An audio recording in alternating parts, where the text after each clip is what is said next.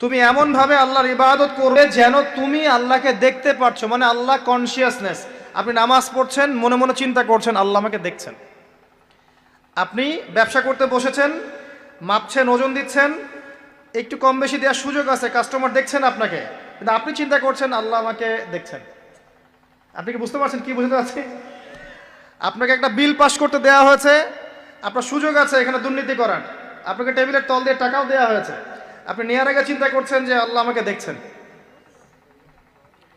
আপনি আপনার বান্ধবীর সাথে পড়াশোনা করছেন ফ্রি মিক্সিংয়ে, আপনার বান্ধবী আপনাকে প্রপোজ করছে, চলো আমার সাথে একটু কফি খাও, চলো না একটু ঘুরে আসি, বান্দরবন ঘুরে আসি, চলো না একটু ঘুরে আসি। ঘুরলে কি সমস্যা? বন্ধু বান্ধব একসাথে ঘুরতেই পারে।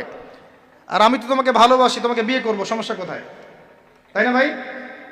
তখন আপনি চিন্তা করছেন যে আল্লাহ আমাকে দেখছে, আল্লাহ আমাকে দেখছে।